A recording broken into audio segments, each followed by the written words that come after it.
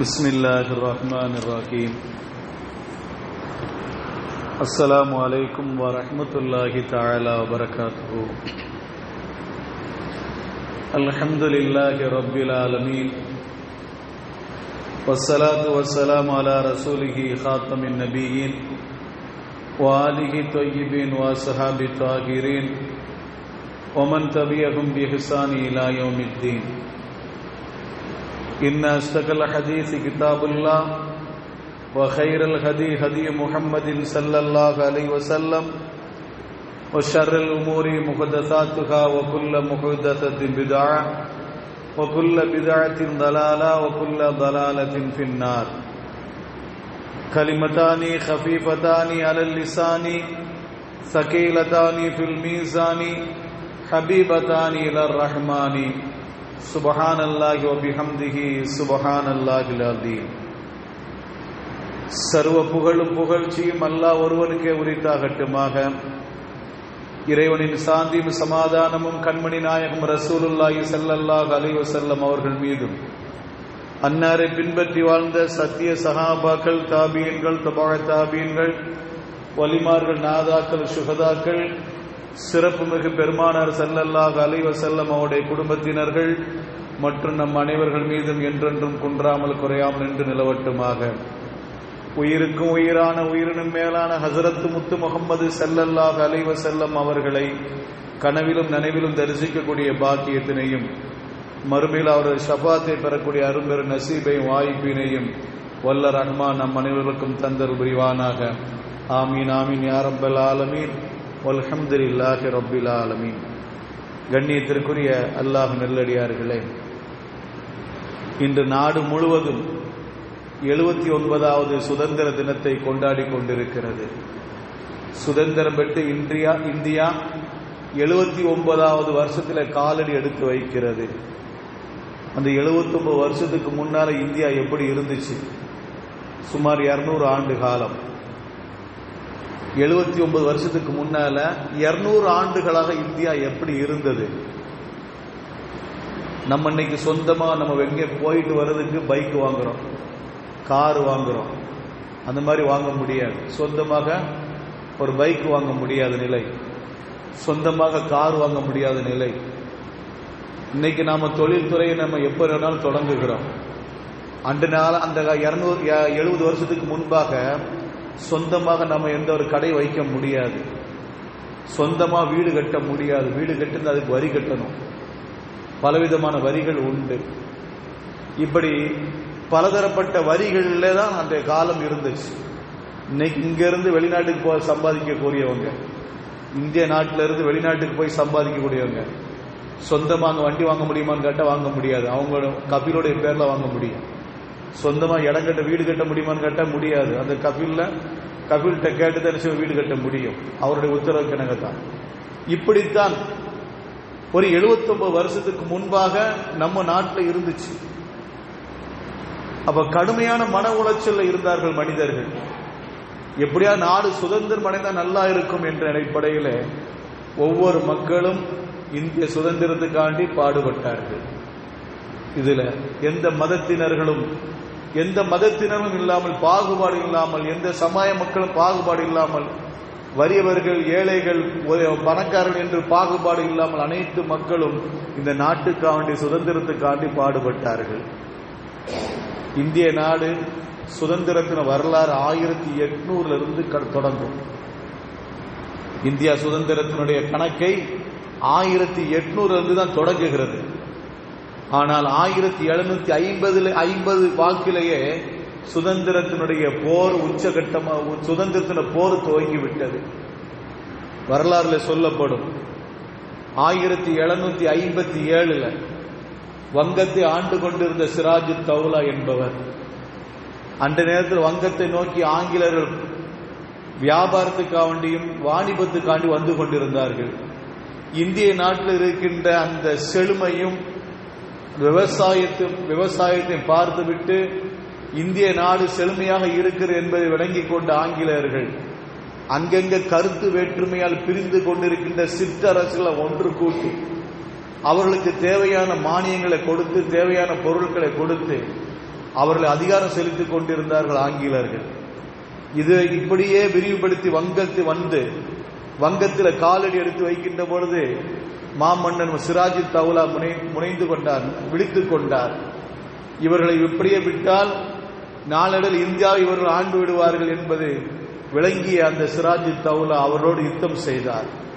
1757 plastic யுத்தம் என்று போர் நடந்தது. அந்த போரில் ஆங்கிலேயர்கள் இந்தியர்களை கைது செய்து சிறையில் அடைக்க வேண்டும் என்பதற்காக வேண்டி ஒரு சிறைச்சாலையை கட்டினார்கள் ஆங்கிலேயர்கள். அந்த சிறைச்சாலை ஆங்கிலேயர்களை கைது செய்து உள்ள அடைத்தார் என்பது வரலாறு நமக்கு சொல்லித் தரும். அந்த சிராஜ் தௌலாவை வீழ்த்துவதற்காக வேண்டி ஆங்கிலேயர்கள் பாடாதுபாடுபட்டார்கள். ஒரு கட்டத்தில் இவர்களை வீழ்த்திட முடியாது, இவர்களை வேற வழியில தான் வீழ்த்த வேண்டும் என்று சொல்லி கப்பல் படையை ஏற்பாடு செய்தார்கள். கப்பல் படையில வந்த அந்த ஆங்கிலேயர்கள் யுத்தம் ஆரம்பிக்கும் முன்பாக துரதிருஷ்டவசமாக மழை பெய்தது. அந்த மழையில சிராஜ் தௌலாவுடைய படையில இருந்த வெடிமருந்துகள் எல்லாம் நாத்து போன காரணத்தினால் அங்கு அவர் தோல்வியை கண்டார். அவர் கொலை செய்யப்பட்டார். இந்திய சுதந்திரத்துக்காண்டி முதலாக யுத்தம் செய்து கொலையுண்ட முதல் மாவீரன் சிராஜ் தௌலா. அது மாத்திரமல்ல, வரலாற்றில் முதலாக கொலை செய்யப்பட்டதும் அந்த சிராஜ் தௌலா தான். அது முதல் மனிதர், இஸ்லாமிய மனிதர் என்பது குறிப்பிடத்தக்கது. 1757 தொடங்கிய அந்த யுத்தம் படிப்படியாக எண்ணற்ற மனிதர்கள், எண்ணற்ற இஸ்லாமியர்கள் இந்த சுதந்திரத்துக்காண்டி பாடுபட்டார்கள். இன்னைக்கு நம்முடைய நாட்டுப்பற்றி நாம சொல்ல வேண்டிய கட்டாயத்தில் இருக்கிறோம். நாம் இந்த தேசத்தின் மனிதன் தான், எனக்கு இந்த நாட்டில் அக்கறை இருக்கிறது என்பதை வெளிப்படுத்த வேண்டிய கட்டாயத்தில் இருக்கிறோம். இதுபோல எந்த ஒரு சமுதாயம் நெருக்கடிக்கு இல்லை. நாம் தான் பலவிதமான முறையில் இன்னைக்கு அடக்குமுறையில் ஆளாக்கப்பட்டிருக்கிறோம். இஸ்லாமியர்கள், இந்தியாவில் வாழ்கின்ற இஸ்லாமியர்கள், அவர்களுக்கும் சுதந்திரத்துக்கும் சம்பந்தம் இல்லை என்ற ஒரு பேச்சு பரவலாக பேசப்படுகிறது. அன்றைய நேரத்தில் நாமெல்லாம் ஏதோ சும்மா இருந்த என்ற அடிப்படையில் பேசிக் கொண்டிருக்கிறார்கள். யுத்தம் நடந்து கொண்டிருக்கிற பொழுது இஸ்லாமியர்கள் எல்லாம் அமைதியாக இருந்து கொண்டிருந்தார்கள். சுதந்திர யுத்தத்துக்கு எந்த அடிப்படையில் அவர்கள் என்ன செய்ய முடியாது, தார்மீக பொறுப்பெடுக்க முடியாது. ஏன்னா அவர்கள் அமைதியாக வீட்டில் முடங்கி கொண்டார்கள் என்ற அடிப்படையில் இன்னைக்கு பேசப்படுகிற திரும்பிவாதம். ஆனா அப்படி ஒரு சமுதாயம் இருந்துச்சு. சுதந்திர யுத்தம் நடந்து கொண்டிருக்கிற பொழுது வீட்டை அடைத்துக் கொண்டு வீட்டுக்குள்ள முடங்கிய சமுதாயம் உண்டு. இன்னைக்கு அது நம்மை ஆண்டு கொண்டு இருக்கிறது. இன்னைக்கு இது ஆட்சியில உட்கார்ந்து ஆண்டு கொண்டு நம்மை முடங்கியவர்கள் சுதந்திர போராட்டத்துக்கு எந்த வகையிலும் இவர்கள் பங்கு இல்லை என்று சொல்லிக் கொண்டிருக்கிறார்கள். அருமையான அல்லாஹ் நல்லடியார்களே, எண்ணற்ற இஸ்லாமியர் இந்த நாட்டுக்காக வேண்டி பல வகையிலும் என்ன செய்தார்கள், தியாகம் செய்தார்கள். ஒரு நாள் சிங்கமாக வாழ்வதை விட 100 நாள் சிங்கமாக வாழ்வதை விட போர்க்களத்துக்கு சென்று மடிவதே மேல் என்று சொல்லி மாவீரன் திப்பு சுல்தான் போர்க்களத்துக்கு சென்று மாண்டான். மதுரையில் இருந்த மருதநாயகம் என்பவர் பின்னால் யூசுப் கான் என்று பெயர் மாற்றப்பட்டு யூசுப் கான் அங்கே ஆங்கில எதிர்த்து போரிட்டார். ஆங்கில எதிர்த்து போரிட்ட பிறகு அவனை சமாளிக்க முடியாத காரணத்தினால் வஞ்சகமாக அவனை தூக்கிலிட்டார்கள். அவனை பிடித்து வஞ்சகமான முறையில் பிடித்து அவனை தூக்கிலிட்டார்கள். தூக்கிலிட்டு அடக்கம் செய்யப்பட்டது மதுரையிலேயே. மதுரையில் அடக்கம் செய்யப்பட்டது. இன்னைக்கு அந்த இடத்துக்கு பேரு கான்சாபுரம் என்று சொல்வார்கள். கான் சாஹிப் புரம் தான் கான்சாபுரம் என்று பேர் மாறிவிட்டது. அந்த இடத்தில் அடக்கம் செய்தார்கள். அடக்கம் செய்த பிறகும் செத்து போன ஒருவனால் நிம்மதி இழந்தவர்கள் ஆங்கிலேயர்கள். செத்து போன ஒருவனால் நிம்மதி இழந்தவர்கள் ஆங்கிலேயர்கள். அப்படி இருந்தான் என்று சொன்னான் அவன் கான் சாஹிப் தான். மீண்டும் அவர்கள் என்ன செய்ய நிம்மதி கொள்ளவில்லை. அடக்கம் செய்யப்பட்ட அந்த ஜனாசாவை தோண்டி எடுத்து, ஒரு முஸ்லிம் ஜனாசாவை தோண்டி எடுத்து தலை வேறு முண்ட வேறாக வெட்டி தனித்தனியாக்கி தனித்தனியாக அடக்கம் செய்தார்கள். வேறு வேறு இடங்களில் கொண்டு போய் அடக்கம் செய்தார்கள். அப்படி என்று சொன்னால் அவனுடைய விடுதலை வைக்க எந்த அளவுக்கு இருக்கும். செத்து போன பிறகும் அடக்கம் செய்யப்பட்ட பிறகு நிம்மதி இழந்த ஆங்கிலேயர்கள் அவனுடைய ஜனாசாவை தோண்டி எடுத்து தலை வேறு முண்ட வேறாக பிரித்து அடக்கம் செய்தார் என்று சொன்னால் அவன் உயிரோடு எந்த அளவுக்கு வேகமான முறையில் அவன் ஆங்கிலேயர் எதிர்த்து போரிட்டு இருப்பான். நினைத்து பாருங்கள். இப்படியே எண்ணற்ற பேர்கள் இஸ்லாமியர்கள் இந்திய சுதந்திரத்துக்காண்டி பாடுபட்டார்கள். சுதந்திரத்துக்காக வேண்டி பல வகையில் இஸ்லாமியர்கள் பாடுபட்டார். 1943 சுதந்திரம் பெறுவதற்கு 4 ஆண்டுகளுக்கு முன்பாக, இன்று காலில் கூட நாம் அதை பேசியிருந்தோம். சுதந்திரம் பெறுவதற்கு 4 வருஷத்துக்கு முன்பாக நேதாஜி ஒரு இயக்கத்தை ஆரம்பிக்கிறார். ஆசாத் ஹிந்து சர்க்கார், ஆசாத் ஹிந்து சர்க்கார் என்று ஒரு இயக்கத்தை ஆரம்பிக்கிறார். இடைக்கால இந்திய சுதந்திர அரசு, இடைக்கால இந்திய சுதந்திர அரசு என்று சொல்லி ஒரு இயக்கத்தை ஆரம்பிக்கிறார். அந்த இயக்கத்தை ஆரம்பிப்பதற்காண்டி பல வகையில் நிதி திரட்டுகிறார். ஏன்னா இடைக்கால அரசை நாம நியமிக்கிறோம், இதை நாம கொண்டு போகணும்னு சொன்னா, கடைசி வரை கொண்டு போகணும்னு சொன்னா நிதி தேவைப்படும், நிதி சுமை இருந்துடக்கூடாது, நிதி தேவைப்படும். அப்ப நிதிக்காண்டு என்ன செய்கிறது, அவர் பல ஊர்களிலும் பல நாடுகளிலும் நிதியை சேகரித்தார். அந்த வகையில பர்மாவில ரங்கூன்ல அவர் உரையாற்றுகிறார். நிதி தேவைப்படுகிறது என்று சொல்லி ரங்கூன்ல அவர் உரையாற்றுகிறார். உரையாற்றுகின்ற போது அங்க இருக்கின்ற வியாபாரிகள் ஒன்று சேர்ந்து, எங்களுடைய வியாபாரத்தில் இருந்து 10% பணத்தை நாங்கள் உங்களுக்கு ஒப்படைக்கின்றோம், இந்திய நாட்டுக்காக வேண்டி, இந்திய நாட்டு சுதந்திரத்துக்காக வேண்டி எங்களுடைய வியாபாரத்திலிருந்து 10% பொருளை பணத்தை உங்களிடம் ஒப்படைக்கிறோம் என்று சொன்ன நேரத்திலே நேதாஜி சொன்னார், இந்திய நாட்டு சுதந்திரத்துக்காண்டி பாடுபடக்கூடிய வீரர்கள் எல்லாம், ராணுவ வீரர்கள் எல்லாம் 5%, 10% என்ற அடிப்படையில் ரத்தத்தை சிந்துகிறார்கள். 5%, 10% என்ற அடிப்படையில் ரத்தத்தை சிந்துகிறார்கள். அவர் உயிரை தியாகம் செய்து கொண்டிருக்கிறார்கள். நீங்கள் 5% தருகிறோம், 10% தருகிறோம் என்று சொல்லிக் கொண்டிருக்கிறேன் என்று கடுமையான முறையில் அவர் பேசிய பொழுது கூட்டத்திலிருந்து ஒரு மனிதர் எழுந்து சென்று ஒரு பேப்பரே கொடுத்தார், ஒரு பொட்டணத்தையே கொடுத்தார். பிரித்து பார்த்தார். ரங்கூன்ல அந்த நேரத்தில் அவரிடம் இருந்த சொத்து 1 கோடி ரூபாய் சொத்து. அந்த நிலத்தினுடைய மதிப்பு அப்ப எவ்வளவு நிலம் வச்சிருப்பாருன்னு பார்த்துக்கிறீங்க. அன்றைய காலகட்டத்தில் 1 கோடி ரூபாய்க்கு சொத்து வச்சிருக்காருன்னு சொன்னா எப்பேற்பட்டவர். 1943 அந்த 1 கோடி ரூபாய் சொத்தை, மதிப்புள்ள சொத்தை அப்படியே நேதாஜி கையில கொடுத்து விட்டு அவர் எந்த அடிப்படை எதிர்பார்க்காம போய்கிட்டே இருந்தார். அவர் யாருங்க? அவர் தான் வள்ளல் ஹபீப் அவர்கள். வள்ளல் ஹபீப் அவர்கள் 5க்கும் 10க்கும் பேசிக் கொண்டிருந்த மக்களுக்கு மத்தியில, 5க்கும் 10க்கும் பேசிக் கொண்டிருக்கின்ற மக்கள் மத்தியில 1 கோடி ரூபாய் சொத்து அள்ளி கொடுத்தார் என்று சொன்னால் அதுதான் இஸ்லாமியர்கள். அதுதான் இஸ்லாமியர்கள். சுதேசி கப்பலை கட்ட வேண்டும், கப்பல் மார்க்கமாக தாக்குகிறார்கள்.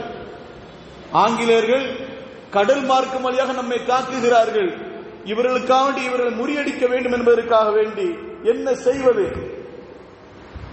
செய்வது என்று யோசித்துக் கொண்டிருக்கிற பொழுது கப்பல் கட்ட ஆரம்பித்தார் சுதேசி வஉசி.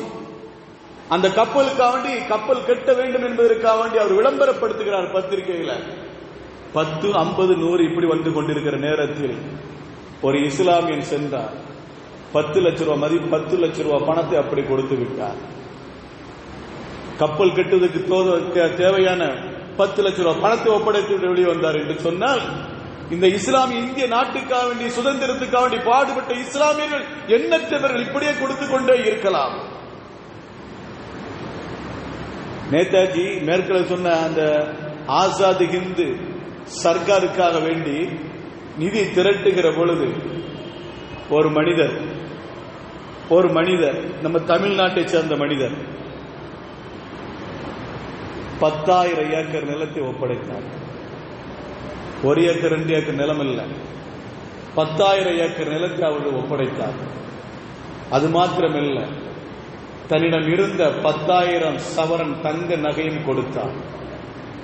10,000 சவரன் தங்க நகையும் கொடுத்தார் அந்த நேரத்தில் 1943.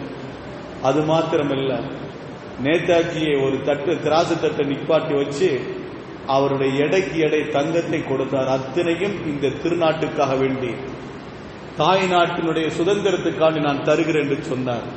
அது யார் தெரியுமா? தமிழகத்தை சேர்ந்த அமீர் ஹம்சா அவர்கள். அமீர் ஹம்சா அவர்கள் அந்த காரியத்தை செய்தார். திருச்சி ஜமால் முகமது கல்லூரியினுடைய பவுண்டர், ஜமால் முகமது கல்லூரியினுடைய ஸ்தாபகர் காந்தியடியிடம் கொடுத்தார்.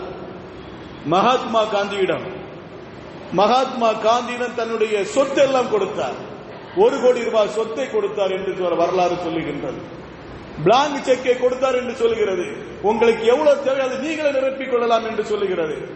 அப்ப எந்த அளவுக்கு இஸ்லாமியர்கள் அள்ளி கொடுத்திருக்கிறார்கள், எந்த அளவுக்கு இஸ்லாமியர் உயிர் தியாகம் செய்திருக்கிறார்கள். இந்த தாய் திருநாடு வெற்றி பெற வேண்டும், சுதந்திரம் அடைய வேண்டும் என்பதற்காக வேண்டி பல வகையிலும் பாடுபட்டவர்கள் இஸ்லாமியர்கள். இன்னைக்கு நாம எந்த நிலையில இருக்கோம்? ஒழுங்கான முறையில் பாங்கு சொல்ல முடியுதா? பள்ளிவாசல்ல பாங்கு சொல்றதுக்கு முடியுதா? நினைச்சு பாருங்க. ஒரு 10 நிமிஷம் சேர்த்து வச்சு மைக்க வச்சு பயன் செய்ய முடிகிறதா? இரவு நேரத்தில் மைக்கு வெளியே போட்டு தொலை வைக்க முடிகிறது நம்மளால? இஸ்லாமியர் வழிபாட்டு தளத்தில் சட்டங்கள் வருகிறது, கட்டுப்பாடுகள் வருகிறது. இஸ்லாமியர்களுடைய உணவு வகையில கட்டுப்பாடு வருகிறது, இஸ்லாமியருடைய நிக்கா விஷயத்தில் கட்டுப்பாடு வருகிறது, இஸ்லாமியருடைய வியாபார ஸ்தலங்கள் சூறையாடப்படுகிறது, இஸ்லாமியருடைய வக்ஃபு நிலங்கள் சூறையாடப்படுகிறது, இஸ்லாமிய பெண்களுடைய நிலை சூறையாடப்படுகிறது.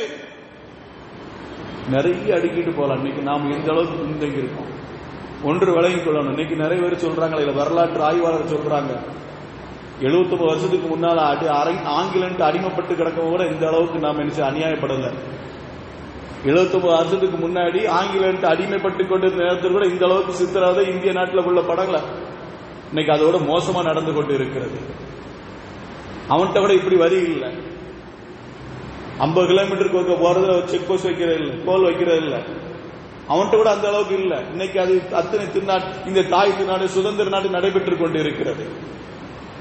வரிக்கு மேல வரி, எது எடுத்தாலும் வரி. 50 ரூபாய்க்கு பெட்ரோல் வைக்க நேரத்தில் இன்னைக்கு அது 100 ரூபாய் மாறுகிறது. 26 52 ரூபாய் அது வரியில ஓடிடுது. அப்ப இது என்ன நாடு? இது எந்த நாடு? சுதந்திர நாடா? நினைச்சு பாருங்க. சுதந்திர நாட்டில் சுதந்திரம் இல்லை, சுதந்திர நாட்டில் சுதந்திரம் இல்லை. அது ஒரு தனிப்பட்ட ஒரு மதத்தினருக்கு மத்தியில் அடக்குமுறை அதிகமாகிக் கொண்டிருக்கிறது. அரசு பயங்கரவாதம் என்று இன்னைக்கு அவர்களை பிரசிக்கின்றார்கள். அரசு பயங்கரவாதம் என்று கூட சொல்லுகின்றார்கள். அந்த அளவுக்கு தனிப்பட்ட ஒரு மதத்தினர் மீது வன்முறைகள் கட்டவிழ்த்துவிடப்படுகிறது. நிம்மதியான முறையில் தொழுகைக்கு போக முடியல. இஸ்லாமிய பெண்கள் நிம்மதியான முறையில் வெளியே போக முடியல. இதுவெல்லாம் என்ன? தாய் திருநாட்டில் சுதந்திரம் பெற்ற நாட்டில் ஏன் இந்த இஸ்லாமியர்களுக்கு சுதந்திரத்துக்கு சம்பந்தம் இல்லை என்ற அடிப்படையில் இருக்கிறது. வரலாற்றை திருப்பி பாருங்கள். இஸ்லாமியர்கள் எந்த அளவுக்கு போரிட்டு இருக்கிற சுதந்திரத்துக்காக வேண்டி, வயசு வித்தியாசம் இல்லாமல் இந்த தாய் திருநாட்டுக்காக வேண்டி பாடுபட்டு இருக்கிறார்கள் இஸ்லாமியர்கள். 11 வயது சிறுவன், 11 வயசு சிறுவன் தான் சிந்து மகான் மட்டியில என்ற இடத்துல பொதுக்கூட்டத்தில் பேசுறான். அது சுதந்திரத்தை மக்களுக்கு மத்தியில் ஊக்குவிக்கும் விதமாக, அவர்களுக்கு கிளர்ச்சியை ஏற்படுத்தும் விதமாக, உணர்ச்சியை தூண்டும் விதமாக 11 வயசு சிறுவன் பேசுகிறார்.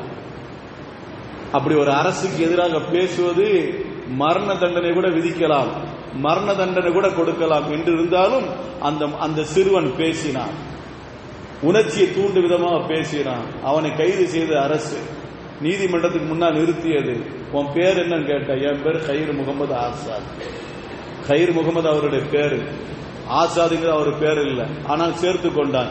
கயிறு முகமது ஆசாத் என்று சொன்னான். ஆசாத் என்று சொன்னா சுதந்திரத்தை நாடுபவர், சுதந்திர விரும்பி, சுதந்திர விரும்பி என்று பேர். அவர் பேர்ல சொல்லுகிறார் ஆசாத் என்று. உன் ஜாதி என்ன? என் ஜாதி இஸ்லாம். உன்னுடைய வேலை என்ன? ஒத்துழையாமை. இந்த அரசுக்கு ஒத்துழையாமை இருப்பதுதான், இந்த அரசுக்கு ஒத்துழைப்பு கொடுக்காமல் இருப்பதுதான் என்னுடைய வேலை.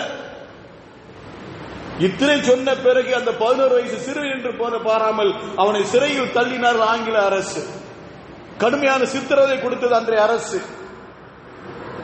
அந்த அளவுக்கு இஸ்லாமியர் வயது வித்தியாசம் இல்லாமல், வயசு வித்தியாசம் இல்லாமல் அவர்கள் பாடுபட்டார்கள் என்று சொன்னால், அருமையான அல்லாஹ் நல்லடியார்களே, இந்திய நாட்டுக்காக சுதந்திரத்துக்காக வேண்டி எந்த அளவுக்கு பாடுபட்டு என்பதை நாம் விளங்கிக் கொள்ள வேண்டும்.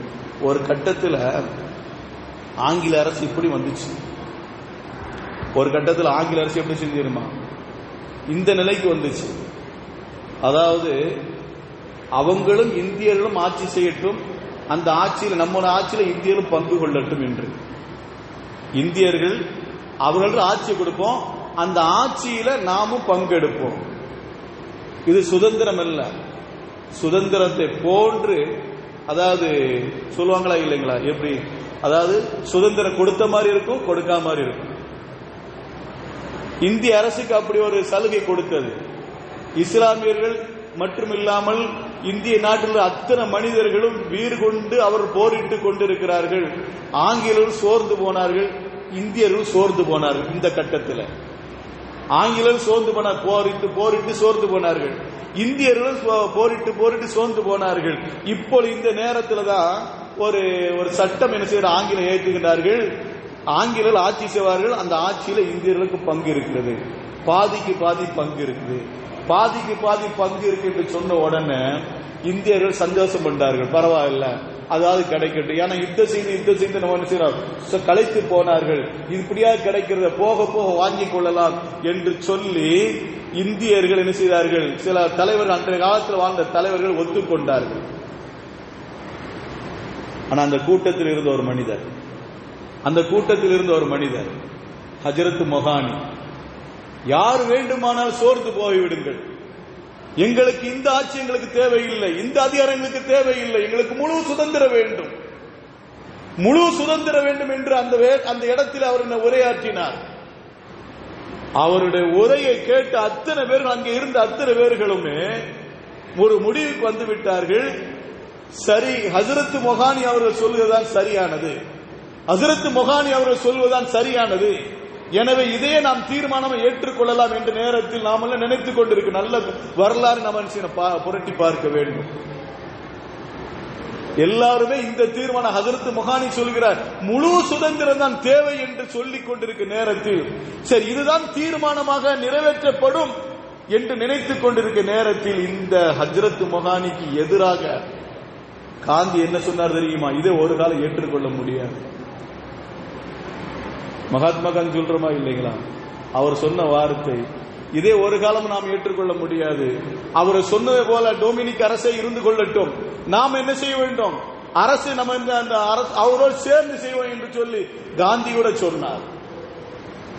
அப்படி என்று சொன்னா அவர் இஸ்லாமின் ரெண்டு காலம் சோர்ந்து போகவில்லை, கடைசி வரை யுத்தம் செய்ய வேண்டும், கடைசி வரை நாம் என்ன செய்ய வேண்டும், முழு சுதந்திரத்தை பெற வேண்டும் என்று பாடுபட்டால் இஸ்லாமியன்.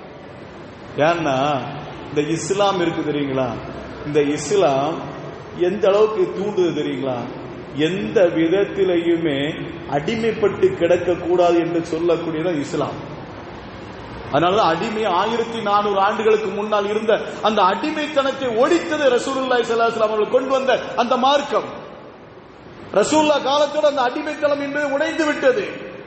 அதுவரை அடிமைத்தனம் இருந்து கொண்டிருந்தது, அடிமைத்தனம் இருந்து கொண்டே இருந்தது. என்னைக்கு இஸ்லாம் வந்ததோ, ரசூல் கொண்டு வந்தார்களோ, அதிலிருந்து 23 ஆண்டுகளில் அடிமை என்பது கிடையாத அளவுக்கு ஒழித்தது என்று சொன்னால் இஸ்லாம் அடிமைத்தனத்தை ஒரு காலம் விரும்பாது.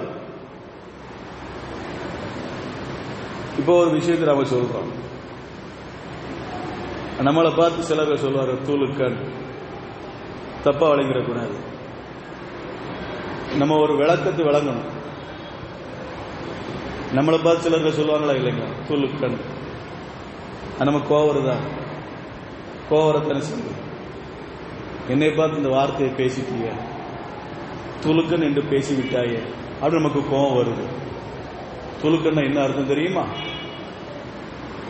அந்த வார்த்தைக்கு அர்த்தம் தெரிஞ்சா நம்ம கோவப்பட மாட்டோம். என்னை நல்ல இன்னும் 2 இடத்துல சேர்த்து சொல்லுவோம். என்னையா துலுக்கன்னு சொல்ற, அப்படி கோவப்பட மாட்டோம். இன்னும் 2 இடம் சேர்த்து சொல்லுப்பா அந்த வார்த்தையை. ஆனா துலுக்கன்னு சொன்ன என்ன அர்த்தம் தெரியுமா, ரமலான்ல துவா ஓதுறோம், ரமலான்ல 20 ரக்காத்துக்கு பிறகு ஒரு துவா ஓதும் வித்திருக்கு முன்னால, ஓ துலக்காக ஓ உமனாக ஓ குலசா பஜல்னா யாரப்பனா மின் உத்தக்காயிக்க ஓ துலக்காயிக்க உமனாயிக்க என்று துவா ஓதுறோமா இல்லைங்களா. துலக்காயிக்கனா என்ன அர்த்தம் தெரியுமா, விடுதலை பெற்றவர்கள் என்ற அர்த்தம். துலக்கா யா அல்லாஹ், மறுமை நாள்ல நரகத்திலிருந்து எங்களை விடுதலை ஆக்கு, நரகத்திலிருந்து எங்களுக்கு விடுதலை ஆக்கு என்பதுதான் துலக்கா. என்னைக்கு இஸ்லாமியர்கள் இந்த நாட்டில் 1500 வருஷத்துக்கு முன்னாடி இஸ்லாத்துக்கு வந்தார்களோ 1500 வருஷத்துக்கு முன்னாடி வரை இஸ்லாமியர்கள் எல்லாம் இந்த இந்தியா நாட்டில் உள்ள மக்கள் எல்லாருமே அடிமைப்பட்டு கொண்டிருந்தார்கள். ஒரு சாராருக்கு ஒரு 200 வருஷம், இந்த 70 வருஷத்துக்கு முன்னாடி தான், அதுல இருந்து 200 வருஷத்துக்கு முன்னாடி தான் யாருக்கு அடிமை இருந்தோம்? ஆங்கிலேயர்களுக்கு. அதுக்கு முன்னாடி 1500 வருஷமாக யாருக்கு அடிமைப்பட்டு கொண்டிருந்தோம்னு சொன்னா, ஒரு குறிப்பிட்ட 3% மக்களுக்கு, 3% மனிதர்களுக்கு அடிமைப்பட்டு கிடந்தார்கள் இந்திய நாடு. வரலாறு நல்ல விளங்கணும். சேரமான் பெருமாள் என்பவன் முதலாக போய் ரசூலை பார்த்துவிட்டு இஸ்லாத்தை ஏற்றுக்கொண்டு திரும்பி வந்தார். அதற்கு பிறகு ஒன்றரை ஒன்றாக இஸ்லாமி இந்த இந்தியாவில் என்ன செய்து அப்படி வர ஆரம்பிச்சது. இந்தியாவில் இஸ்லாமியர்கள் வளர வளர வளர வளர அவர்கள் என்ன சொன்னார் தெரியுமா? அவர்கள் என்ன சொன்னார்கள் தெரியுமா? இவர்கள் அவரும் பாய், இன்னைக்கு அதை நம்மளுக்கு பாய் என்று சொல்லப்படுகிறது.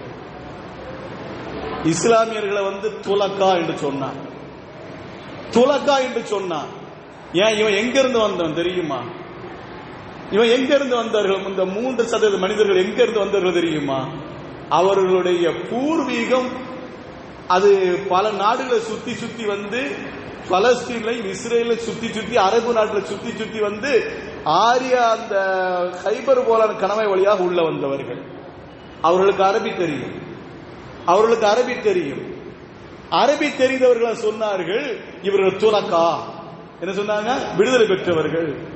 ஒரு மூமின், ஒரு இஸ்லாமி அந்த நேரத்திலே ரசூலை கொண்டு இஸ்லாத்தை ஏற்றுக்கொண்டவர்கள், அவரை பார்த்து இவர்கள் துலக்கா என்று சொன்னவர்கள் பிற்காலத்தில் மறி துலுக்கள் என்று மாறி போனது.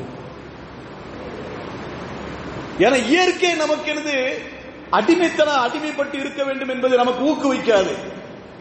ஹஜ்ரத் ஆதம் அலைஹிஸ்ஸலாத்து வஸலாம் அவர்கள் முதல் கொண்டு கண்மணி முத்து முகமது ஸல்லல்லாஹு அலைஹி வஸல்லம் அவர்கள் வரை சுதந்திரத்தை நாடினார்கள். மூசா அலைஹிஸ்ஸலாத்து வஸலாம் அவர்கள் ஃபிரௌன்ட்ட போய் அங்கு இருந்த அந்த கிப்தி மக்களை அங்கிருந்து காப்பாற்றி கொண்டு வந்தார்கள். ஃபிரௌன் அடிமைப்பட்டு கொண்டு கிடந்த அந்த மனிதர்களை, அந்த யூதர்களை அங்கிருந்து காப்பாற்றி எங்க கொண்டு வந்தார்? பலஸ்தீனுக்கு கொண்டு வந்தவர்கள். அதுதான் இஸ்லாம் நாடுகிறது. யாருக்கு யார் அடிமைப்பட்டு கிடக்க வேண்டும் என்பதல்ல. ஒரு உயர்ந்தவனுக்கு தாழ்ந்தவன் கட்டுப்பட்டு நடக்க வேண்டிய அவசியம் அல்ல. மனிதர்களுக்கு மத்தியில் வேற்றுமை என்பது கிடையாது, மனிதருக்கு மத்தியில் பாகுபாடு என்பது கிடையாது என்பது இஸ்லாம் ஆரம்பமாக ஆணித்தரமாக உள்ளத்தில் ஊன்றி விடுகிறது. அதனாலதான் இஸ்லாமியர்கள் எந்த ஒரு போராட்டமானாலும் சரி முதல் ஆளா தன்னை கொண்டு நிறுத்துகிறார். ஏன்னா நம்ம அடிமைப்பட்டு கிடக்க என்பதல்ல, அடிமைப்பட்டு கிடக்க வேண்டும் என்பதை நமக்கு ஊக்குவிக்காது. அடிமையிலிருந்து விடுதலை பெற வேண்டும் என்பதுதான் ஊக்குவிக்கிறது. அதைத்தான் இந்த இந்திய திருநாட்டில் இஸ்லாமியர்கள் சுதந்திரத்துக்காண்டி பாடுபட்டதை காட்டுகிறது. அவர்கள் வாழ்ந்த சதவீதத்தை விட அதிகமானவர்கள் மாண்டு போனார்கள், உயிர் தியாகம் செய்தார்கள் என்று வரலாற்று ஆய்வாளர் சொல்வதற்கு காரணம் இஸ்லாமியர்கள் அவர்கள் இயற்கையாகவே சுதந்திரத்தை நாடுகள் என்பதுதான். அல்லாஹ் ரப்புல் ஆலமீன் இந்த 79வது சுதந்திர தினத்தை கொண்டாடி கொண்ட இந்திய அரசு இனிமேலாவது இஸ்லாமியர்களை மாற்றாந்தாய் பிள்ளையாக நடத்தாமல் ஒருதாய் பெற்ற பிள்ளையை போல் நடத்துவதற்கு அல்லாஹ் தஆலா கிருபை செய்வானாக. நாளுகின்ற அரசு கூட இஸ்லாமியருடைய உரிமையை பேணி நடக்கக்கூடிய நசீபுள்ள அரசாக அல்லாஹ் ரப்புல் ஆக்கி அருள் புரிவானாக. வாஹிரு தாவானா அல்ஹம்துலில்லாஹி ரப்பில் ஆலமீன். அஸ்ஸலாமு அலைக்கும் வரஹ்மத்துல்லாஹி தஆலா வபரகாத்துஹு.